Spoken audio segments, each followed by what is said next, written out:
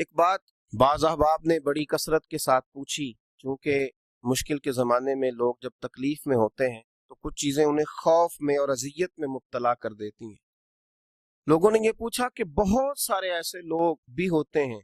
جو بظاہر بڑے نیک ہوتے ہیں، امت کے صالحین انہیں بڑے نیک، پارسا، متقی سمجھتے ہیں، لیکن کئی دفعہ وقت وصال وہ شدید کرب اور تکلیف میں آ جاتے ہیں۔ تو کیا ہر برا آدمی ہی تکلیف میں آتا ہے؟ یاد رکھیں، اس میں کوئی شک نہیں کہ انما الاعمال بالخواتیم، اعمال کا دار و مدار ان کے خاتمے پر ہے، لیکن یہ ضروری نہیں ہے کہ کسی شخص کا انتقال کسی تکلیف میں ہو تو یہ ضروری نہیں کہ وہ برا شخص ہے۔ بہت سارے شہداء جنہیں کافروں نے پکڑ لیا تھا اور پکڑ کر کے ان کو جلا ہی ڈالا تھا، تو کیا وہ برے لوگ تھے؟ وہ جو اصحاب الاخدود ہیں، جن لوگوں کو کھائی کے اندر کاٹ کر پھینک دیا گیا تھا، تو کیا وہ برے لوگ تھے؟ جناب آسیہ کو جو بڑی سخت اذیتیں دے کے شہید کیا گیا، تو کیا وہ معاذ اللہ بری تھی؟ تو یاد رکھ لیں کہ بہت سارے لوگ ایسے ہوتے ہیں۔ کیا لوگوں کو وہ وقت بھول گیا ہے کہ جناب سیدنا امیر حمزہ رضی اللہ تعالیٰ عنہ کی آنکھیں کاٹ دی گئی تھیں،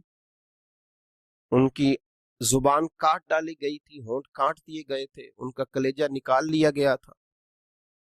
اور وقت وصال یہ حال تھا کہ ایک چادر کے ساتھ جب انہیں کفن دیا جا رہا تھا تو سر ڈھانپا جاتا تھا تو پیر ننگے ہو جاتے تھے، پیر ڈھانپے جاتے تھے تو سر ننگا ہو جاتا تھا۔ اور اس شخص کی شان یہ ہے کہ اللہ کے رسول علیہ السلام نے 70 مرتبہ ان پر نماز جنازہ پڑھی، اور ان کا اعزاز یہ ہے کہ وہ سید الشہداء کہلائے۔ ہر سال نبی پاک علیہ السلام نے ان کی قبر پر تشریف لے جا کر ان کے لیے دعا فرمائی، اور سب سے بڑھ کر ہمیں بخاری شریف میں حضرت عبداللہ بن عمر رضی اللہ تعالیٰ عنہ کا تذکرہ ملتا ہے۔ یہ مشہور صحابی حضرت جابر ابن عبداللہ کے والد ہیں، یہ جنگ احد میں شہید ہو گئے تھے، اور ان کا حال یہ تھا کہ کافروں نے ان کی کان اور ناک کاٹ دیے تھے، ان کی صورت بگاڑ دی تھی۔ ان کے صاحبزادے حضرت جابر ابن عبداللہ فرماتے ہیں کہ میں جب ان کی چہرے کی زیارت کے لیے گیا تو مجھے روک دیا گیا کہ آپ دیکھیں گے تو تکلیف میں آ جائیں، لیکن ان کا اعزاز یہ تھا کہ انہوں نے ایک رات پہلے ہی، آپ بخاری شریف دیکھیے، حضرت سیدنا عبداللہ نے اپنے بیٹے جناب جابر ابن عبداللہ سے فرمایا تھا، بیٹا احد کے میدان میں بیٹا صبح سب سے پہلے مجھے شہید کیا جائے گا۔ ایک دن پہلے بتا رہے ہیں، یہ شان ہے ان کے غلاموں کی، تو پھر سرکار کا عالم کیا ہے؟ مجھے رات کو کہہ رہے ہیں مجھے سب سے پہلے شہید کیا جائے گا، اور فرمایا بیٹا اپنی بہنوں کا خیال رکھنا، ان کی بیٹیاں زیادہ تھیں۔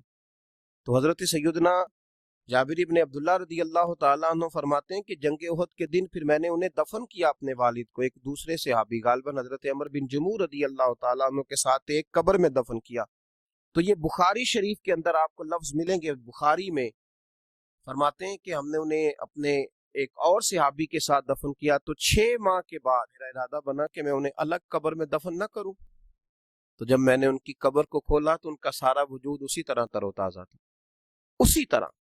حالانکہ ان کی حالت چہرے کی بڑی خستہ کر دی تھی کفار نے۔ بلکہ اس طرح کی روایات بھی ملتی ہیں کہ جب کھولا گیا ان کی قبر کو تو انہوں نے اپنے زخم پر ہاتھ رکھا ہوا تھا، تو کہتے ہیں جب ان کے ہاتھ کو ہٹایا گیا تو زخم سے خون نکلنے لگا، اس طرح وجود تر و تازہ تھا، اور دوبارہ ہاتھ وہاں رکھ دیا گیا تو پھر اسی طریقے سے ان کا خون بند ہو گیا۔ پھر اس کے بعد مدینہ منورہ میں نہروں کی کھدائی کے وقت جناب سیدنا امیر معاویہ رضی اللہ تعالیٰ عنہ نے جب کچھ چیزوں کو کھولنے کا کہا تو غالباً 46 سال کے بعد پھر ان کی قبر کو کھولا گیا، تو پھر ان کا جسم اسی طرح تر و تازہ نظر آیا، زمین میلی نہیں ہوتی، زمن میلا نہیں ہوتا، اور محمد کے غلاموں کا کفن میلا نہیں۔ تو نبی پاک صلی اللہ تعالی علیہ وسلم کے غلاموں کو اللہ اعزاز دیتا ہے کہ ظاہری طور پر ان کے چہرے اگر کسی وجہ سے کسی تکلیف میں کسی آزمائش میں آ بھی جائیں تو اتنا نہیں گھبرائیں کہ فلاں کو کفن نہیں نصیب ہو رہا تو فلاں کا چہرہ نہیں دیکھا جا رہا تو فلاں اس معاملے میں ہے۔ یہ معاملہ تو اللہ کا ہے، یہ تو معاملہ اللہ کا ہے۔ اگر کسی کو کفن دفن کی کوئی ایسی چیز بظاہر میسر نہ بھی آئے تو یہ آپ شک نہیں کر سکتے کہ اسے جنت میسر نہیں آئے، کیونکہ جنت اللہ کا فضل ہے اور وہ اپنے بندوں کو عطا فرماتا ہے۔